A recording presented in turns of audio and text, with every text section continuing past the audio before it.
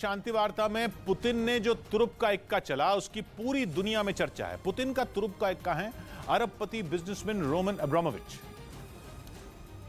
जो कुछ दिन पहले तब सुर्खियों में आ गए थे जब खबर उड़ी थी कि 3 मार्च को कीव में हुई बैठक में रूस के कारोबारी रोमन अब्रामोविच समेत दूसरे अधिकारियों की तबीयत अचानक बिगड़ गई थी। कहा जा रहा है कि पुतिन के कुछ बहुत खास लोगों में एक रोमन अब्रामोविच को जहर दिया गया था। ये तो सब जानते हैं कि रोमन अब्रामोविच मशहूर फुटबॉल क्लब चेल्सी के मालिक रह चुके हैं और उनके पास अरबों की संपत्ति है। लेकिन शायद ये बात बहुत कम लोग जानते होंगे कि पुतिन और अब्रामोविच का रिश्ता बाप बेटे जैसा है। वैसे जिन्हें नहीं पता उनके लिए यकीन करना मुश्किल होगा, क्योंकि पुतिन और अब्रामोविच बहुत कम साथ दिखते हैं। उनकी साथ में बातचीत की ये तस्वीर भी बहुत पुरानी है। 55 साल के इस अरबपति के लिए मशहूर है कि उसे किसी से खास मतलब नहीं रहता। कहा तो ये भी जाता है कि वो दूसरे शख्स के साथ आंख से आंख मिलाकर बात ही नहीं करते। लेकिन कहते हैं कि पुतिन के एक बार कहने पर रोमन अब्रामोविच यूक्रेन और रूस के बीच बातचीत का पुल बन गए, जिसकी एक और वजह यह बताई गई कि ज़ेलेंस्की भी चाहते थे कि रोमन अब्रामोविच रूस के प्रतिनिधिमंडल में शामिल रहें। कहा जा रहा है कि जब अमेरिका रूस के कुछ अरबपतियों पर प्रतिबंध लगा रहा था तब ज़ेलेंस्की ने उसे उनमें अब्रामोविच को शामिल करने से रोका था और कहा था कि वो रूस के साथ शांति वार्ता के दौरान मोल भाव करने में अहम रोल निभा सकते हैं। जंग शुरू होने के बाद रोमन अब्रामोविच ने ऐलान किया था कि वो फुटबॉल क्लब चेल्सी को बेच देंगे और उन पैसों से एक चैरिटेबल संस्था बनाएंगे जो यूक्रेन जंग में घायल लोगों की मदद करेगी। 1966 में रूस में पैदा हुए रोमन अब्रामोविच का परिवार यहूदी है। उनके नाना नानी यूक्रेन में पैदा हुए थे, तो वहीं रोमन के दादा दादी बेलारूस के रहने वाले थे। मतलब यह कि उनका कनेक्शन रूस, यूक्रेन और बेलारूस तीनों से। उन्हें रूस के पूर्व राष्ट्रपति बोरिस येल्त्सिन और मौजूदा राष्ट्रपति पुतिन दोनों का विश्वास पात्र माना जाता है।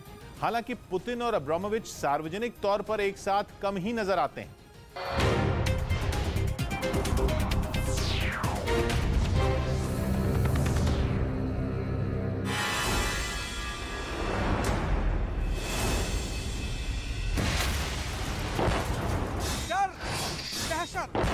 तबाही, जंग,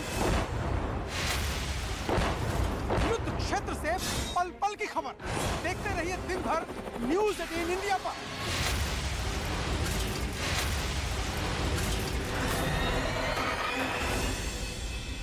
आग के ऊपर पानी की बौछारें छोड़ी गईं। कई दमकल कर्मी एक साथ मिलकर तेल डिपो में लगी आग बुझाने में जुट गए, लेकिन टैंकों में तेल भरा होने की वजह से आग बुझने की बजाय और बढ़ती गई, जिसे देखकर दमकल कर्मियों के भी हाथ पांव फूल गए। कई घंटों तक वहां आग को बुझाने की कोशिश जारी रही, लेकिन तेल डिपो से आग की ऊंची ऊंची लपटें उठती रहीं। वहीं यूक्रेन में जारी जंग के बीच उसके पड़ोसी देश रोमानिया में नेटो ने युद्ध का अभ्यास किया।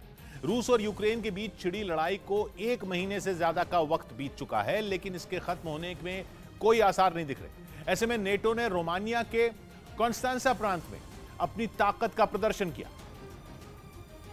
जिसके लिए उसके कुछ लड़ाकू विमानों ने कॉन्स्टेंसा के एक एयरबेस से उड़ान भरी और आसमान में अपनी ताकत दिखाने के बाद जमीन पर लौट आए। सामने आई तस्वीरों में साफ दिखा कि तय समय के मुताबिक सभी लड़ाकू विमानों ने रनवे से एक-एक कर उड़ान भरी। आसमान में अपनी ताकत दिखाने के बाद वो एयरबेस की तरफ मुड़ गए। वापस आने के बाद उन विमानों की तकनीकी रूप से जांच की गई। उधर यूक्रेन ने दावा किया कि उसकी फौज ने राजधानी कीव के करीब रूस को भारी नुकसान पहुंचाया। पुतिन की सेना को अपने ताबड़तोड़ हमलों के जरिए यूक्रेन ने यह साफ कर दिया कि वो रूस को कीव पर कब्जा नहीं करने देगा, और अगर रूसी सेना ने उसकी इस चेतावनी को नहीं माना तो यूक्रेन उसे बर्बाद करके रख देगा। इसका ट्रेलर यूक्रेन ने रूस को उसकी सेना के कई टैंक तबाह करके दिया। कीव के पास यूक्रेन के सैनिकों ने रूस के कुछ टैंकों में आग लगा दी और उसे यह बता दिया कि अगर वो आगे बढ़ा तो हश्र के लिए भी तैयार रहे। यूक्रेन का एक सैनिक तो रूसी सेना को नुकसान पहुंचाने के बाद इतना खुश नजर आया कि उसने रूस के एक टैंक के ड्राइवर के हेलमेट को अपनी बंदूक से उठाया और फिर उसे लात मारकर दूर फेंक दिया। जो तस्वीरें वहां से सामने आई उनमें साफ दिखा कि रूस के वो टैंक अब किसी काम के नहीं रहे। यूक्रेन ने न सिर्फ इन टैंकों और हथियारों को नुकसान पहुंचाया, बल्कि हमले में रूस के कई फौजी भी मार गिराए। यूक्रेन के फौजी कीव में भी सीना चौड़ा करके जगह जगह तैनात रहे ताकि रूस की सेना की टेढ़ी नजर से वो अपनी राजधानी को सुरक्षित रख सकें। इस बीच लुहांस्क में यूक्रेन की सेना ने रूस के एक जंगी हेलीकॉप्टर को ढेर करने का दावा किया। यूक्रेन की तरफ से इस हमले का वीडियो भी जारी किया गया, जिसमें आसमान में गरजता हुआ रूस का Mi-28N हेलीकॉप्टर नजर आया। इससे पहले कि वो उस इलाके को पार कर पाता, यूक्रेन का एयर डिफेंस सिस्टम एक्टिव हो गया, जिसके बाद उससे निकली एक मिसाइल जाकर सीधे हेलीकॉप्टर के पिछले हिस्से पर लगी और उसने आग पकड़ ली। हमले की वजह से रूसी हेलीकॉप्टर ने अपना संतुलन खो दिया और आखिर में वो जाकर जंगल में क्रैश हो गया। उधर अमेरिका ने दावा किया कि यूक्रेन में लड़ रही पुतिन की सेना कमांडरों की कमी से बुरी तरह जूझ रही है। यही वजह है कि जंग के इतने दिन बाद भी रूस अब तक यूक्रेन की राजधानी कीव पर कब्जा नहीं जमा पाया, क्योंकि उसकी सेना के जवान एक सही रणनीति बनाकर हमले को अंजाम नहीं दे पा रहे हैं। रूस की सेना यूक्रेन के कई शहरों में ताबड़तोड़ हमले कर रही है। जमीन के साथ हवाई हमलों को भी अंजाम दिया जा रहा है। रूसी मिसाइलें भी यूक्रेन के कई इलाकों को लगातार निशाना बना रही है। लेकिन ये सारे हमले यूक्रेन को झुकाने के लिए नाकाफी साबित हुए और इसके पीछे एक बड़ी वजह बताई जा रही है, वो ये कि यूक्रेन में जंग लड़ रही रूस की सेना के पास कमांडरों की भारी कमी हो गई है। यानी रूस के सैनिक एक ऐसी जंग लड़ रहे हैं जिसमें उन्हें सही निर्देश देने वाला तक कोई नहीं। ऐसे में कमांडरों की कमी से जूझ रहे सैनिक उस तरह के हमलों को अंजाम नहीं दे पा रहे जिससे युद्ध जीता जा सके। हालांकि मारियोपोल, कीव, खार्किव, इरपिन और चर्निव जैसे शहरों में उनके हमले अब भी जारी हैं। कुछ शहरों के कई इलाकों पर रूसी सेना कब्जे का दावा भी करती है, लेकिन अमेरिका की एक रिपोर्ट के मुताबिक उनके हमलों में एक सही रणनीति की कमी दिखाई देती, जो कि टुकड़ी को लीड करने वाला कमांडर ही बनाता है। यूक्रेन के साथ युद्ध में रूस के सामने सबसे बड़ी दिक्कत यह आ रही है कि उसके कई टॉप कमांडर अब तक मारे जा चुके हैं। कहा यह जा रहा है कि जब से युद्ध शुरू हुआ है अब तक रूस के टॉप 10 कमांडर मारे जा चुके हैं, जिसकी वजह से रूस की सेना यूक्रेन के सैनिकों का तेल डिपो पर हमले के बाद बौखलाया रूस, शांति वार्ता से हटने की दी धमकी। यूक्रेन ने हमले से झाड़ा पल्ला। आज पीएम मोदी से मिलेंगे नेपाल के प्रधानमंत्री शेर बहादुर देउबा। भारत नेपाल के बीच नई रेल लाइन की शुरुआत होगी। पंजाब फतेह के बाद मिशन गुजरात पर आम आदमी पार्टी। आज अहमदाबाद में केजरीवाल और भगवंत मान का रोड शो। आर्थिक संकट से जूझ रहे श्रीलंका में आपातकाल की घोषणा। महंगाई से लगातार बढ़ रही हिंसा के बाद लिया गया फैसला। संकट में घिरे इमरान को फिर आई भारत की याद। बोले दुनिया भर में बढ़ी भारत की इज्जत। सेना और सरकार के बीच मतभेद को कबूला। कहा जनरल फैज को लेकर हुआ था टकराव। कोरोना के कम होते असर के बीच दिल्ली में मास्क की अनिवार्यता खत्म। मास्क ना पहनने पर लगने वाला जुर्माना हटा। पहले सार्वजनिक जगह पर मास्क ना पहनने पर भरना पड़ता था 500 रुपए का जुर्माना। आज से चैत्र नवरात्र की शुरुआत। पहले दिन मां शैलपुत्री की पूजा के लिए सजे मंदिर। 9 दिनों तक भक्तों के घरों में पधारेंगी माता।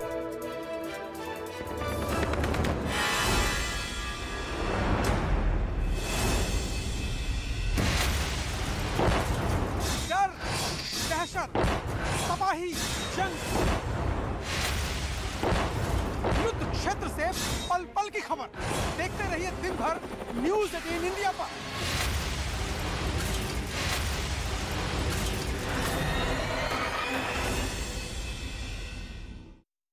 क्योंकि जब रूस की फौज ने यूक्रेन पर हमला बोला था, उसी वक्त से उन्होंने अपने इन भरोसेमंद सलाहकारों को हर पल की पूरी जानकारी देने का जिम्मा सौंपा था। दावा है कि पुतिन के इन खास अफसरों ने उन्हें यूक्रेन में आ रही मुश्किलों को लेकर गुमराह किया, जिसकी वजह से उनका सेना के इन बड़े अधिकारियों के साथ मतभेद गहरा गया। और अब तो खुद अमेरिका के राष्ट्रपति ने यह दावा कर दिया कि यूक्रेन युद्ध को लेकर जारी घमासान की वजह से पुतिन अपने ही देश में अलग थलग पड़ सकते हैं।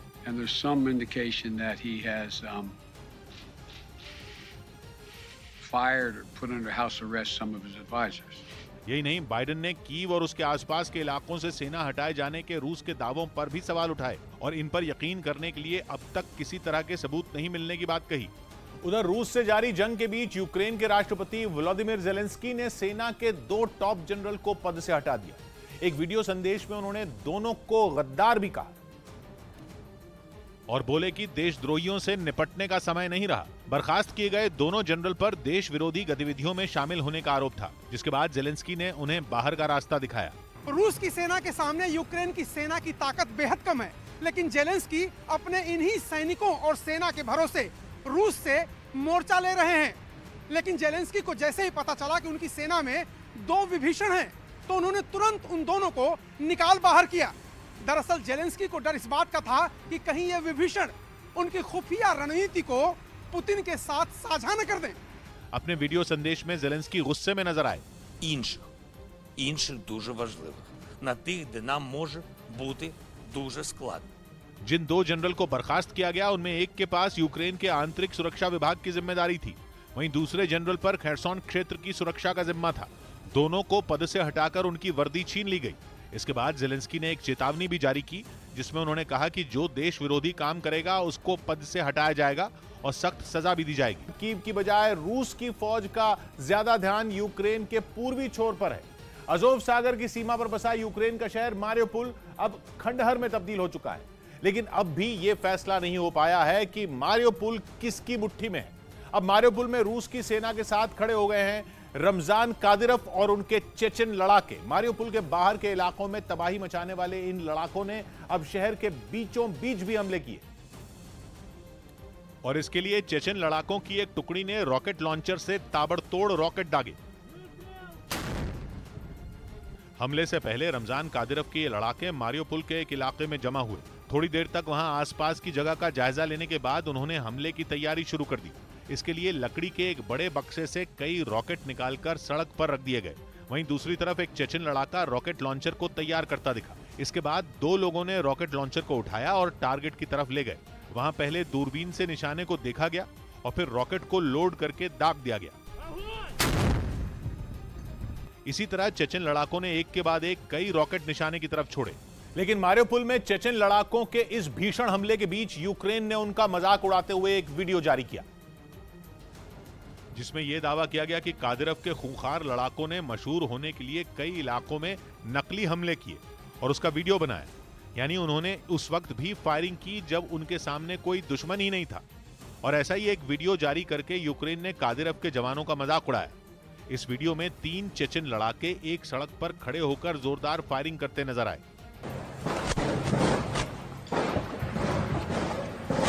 जिस तरफ उन्होंने फायरिंग की वहां कई खंबे नजर आए, जिनमें एक पर ट्रैफिक लाइट लगी दिखाई दी। यूक्रेन ने इसी का जिक्र किया और मजाक उड़ाया कि कादिरोव के लड़ाकों ने ट्रैफिक लाइट को निशाना बनाया।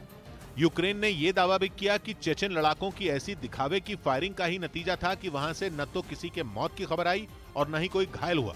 वहीं यूक्रेन ने भले ही चेचन लड़ाकों का मजाक उड़ाया हो, लेकिन वहां के एक अधिकारी की तरफ से जारी किए गए वीडियो ने उनके हमलों से मची तबाही को दिखाया। और ये वीडियो रूसी सैनिकों और कादिरोव के लड़ाकों के हमले की गवाह रही एक लड़की ने बनाया, जिसमें उसने अपने घर के हर हिस्से को दिखाया। रूसी मिसाइलों के हमले ने उसके घर को काफी नुकसान पहुंचाया। खिड़कियों और दरवाजों के टुकड़े कमरों में गिरे नजर आए। पूरे घर में चकनाचूर हुए शीशे बिखरे दिखाई दिए। वीडियो बनाने वाली लड़की ने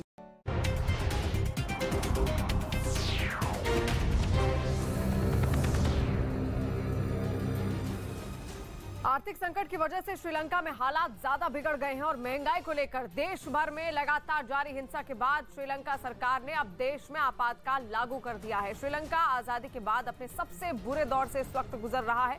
ईंधन की भारी किल्लत के चलते देश में बिजली का संकट गहरा गया है। इतना ही नहीं, कागज की कमी के चलते परीक्षाओं को भी अगले आदेश तक टाल दिया गया है और यही वजह है कि अब इमरजेंसी लगानी पड़ी है श्रीलंका में। और अब आपको दिखाते हैं कि महंगाई बम फूटने की वजह से श्रीलंका में कैसे रोजमर्रा की चीजों के दाम भी अब आसमान छू रहे हैं। सबसे पहले बात करते हैं श्रीलंका में हालात कितने बिगड़ गए हैं और इस बात का अंदाजा आप इसी बात से लगा लीजिए कि वहां एक कप चाय 100 रुपए में मिल रही है, जबकि ब्रेड के एक पैकेट के लिए 150 रुपए चुकाने पड़ रहे हैं और हर घर में जरूरी दूध की कीमतें भी अब आम लोगों की पहुंच से बाहर हो गई हैं और 1 लीटर दूध 1980 रुपए का हो चला है।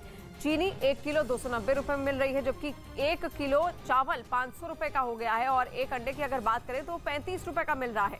एक पानी की बोतल 100 रुपए में मिल रही है और चिप्स 140 रुपए का मिल रहा है। उधर श्रीलंका में अर्थव्यवस्था बुरी तरह से चरमरा गई है। हालात यह है कि अब वहां श्रीलंका के लोगों के सब्र का बांध भी टूटता दिखने लगा है। धरने और प्रदर्शन कर रही भीड़ को काबू में करने के लिए सड़कों पर सेना को तैनात कर दिया गया है। लेकिन हालात फिर भी संभलने का नाम नहीं ले रहे। श्रीलंका में हालात इतने बिगड़ चुके हैं कि अब लोग हिंसा पर उतर आए हैं। श्रीलंका की सड़कों से हैरान करने वाली तस्वीरें सामने आई। लोगों की भीड़ ने सड़क पर खड़ी एक बस को आग के हवाले कर दिया। सड़क के किनारे खड़ी बस से आग की ऊंची ऊंची लपटें उठती दिखने लगी। सड़कों पर उतरी भीड़ के सिर पर खून सवार दिख रहा था। भीड़ को काबू करने के लिए श्रीलंका की पुलिस और सेना दोनों मेहनत करते दिखे। श्रीलंका में सड़कों पर उतरी ये भीड़ सरकार पर अपना गुस्सा निकाल रही है। कहीं भीड़ हिंसक है तो कहीं मोमबत्तियां लेकर सड़कों पर निकली है। कहीं नारे लग रहे हैं, कहीं लोग खामोशी से खड़े हैं, लेकिन गुस्सा एक जैसा है। पूरे श्रीलंका में लोगों को कम से कम 13 घंटे की बिजली कटौती का सामना करना पड़ रहा है। लोगों के घर भी अंधेरे में डूबे हैं और काम धंधे